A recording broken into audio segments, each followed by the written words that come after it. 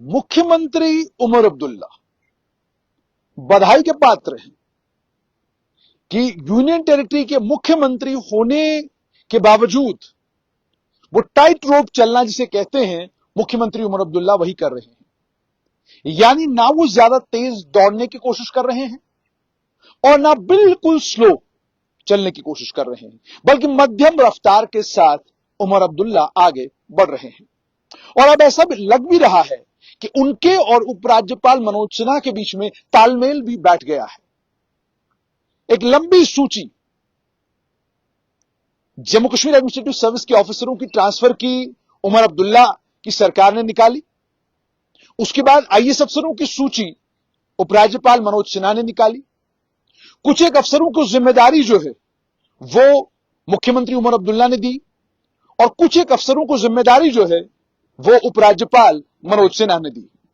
अब जाहिर सी बात है, जब आप जिम्मेदारी देते हैं तो जिम्मेदारी देने का साफ तौर पर मतलब यह है कि आप चाहते हैं कि ये लोग बढ़िया तरीके से काम करें।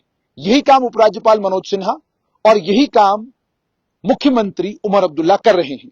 इसका मतलब साफ तौर पर यह है कि दोनों चाहते हैं कि दोनों के बीच में संयम बना रहे, लेकिन कुछ फैसले हैं जो फैसले उनको लेने थे, जो फैसले उन्होंने लिए नहीं। क्या फैसले थे वो आपको बताते हैं। फैसला नंबर 1, उन्हें अभी भी एडवोकेट जनरल की नियुक्ति नहीं हुई है। फैसला number 2, transaction of business rules अभी तक नहीं आए हैं। फैसला नंबर 3, जो मुख्यमंत्री उमर अब्दुल्ला ने शिकायत भी की, उन्होंने कहा कि आईएएस अफसरों के तबादले करते समय हमसे भी अगर पूछा जाए तो बढ़िया रहेगा।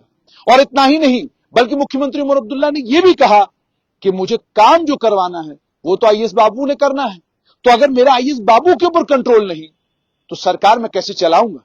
लेकिन उसके बावजूद आप अगर पिछले कुछ दिनों से देख रहे होंगे तो मुख्यमंत्री अपना रास्ता लेकर चल रहे हैं और उपराज्यपाल मनोज सिन्हा अपना रास्ता लेकर चल रहे हैं। और उसके बीच में खबर यह भी आ रही है कि अगस्त के महीने तक उपराज्यपाल भी यही रहेंगे और मनोज सिन्हा के 5 अगस्त 2025 के बाद जम्मू कश्मीर से तबादला होने को लेकर जो समाचार आ रहे थे उन पर भी फिलहाल विराम लग गया है। क्या वो भारतीय जनता पार्टी के राष्ट्रीय अध्यक्ष बनेंगे, ये अटकलें भी अब लगनी बंद हो गई हैं और किसी नेशनल मीडिया में कहीं पर कोई खबर इस बाबत नहीं आ रही है। इसका मतलब साफ तौर पर यह है, मुख्यमंत्री उमर अब्दुल्ला हो या उपराज्यपाल मनोज सिन्हा, दोनों सरकार को सुचारू रूप से चलाने की कोशिश कर रहे हैं। लेकिन उसके बीच में जो दोनों के बीच में एक रस्साकशी है वो भी देखने को मिल रही है।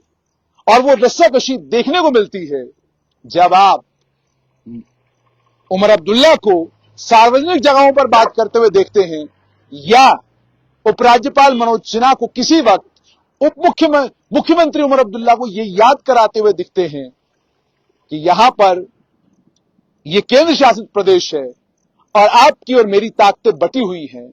मैं आपकी ताकतों का इस्तेमाल नहीं कर रहा और मैं आपके स्फीयर में नहीं आ रहा, आपको मेरे स्फीयर में नहीं आना चाहिए, यह भी याद कराया। और उसके बीच में एक और खबर आई कि जिन पर्यटन स्थलों को बंद किया गया था वो सभी पर्यटन स्थल आहिस्ता आहिस्ता खोले जाएंगे।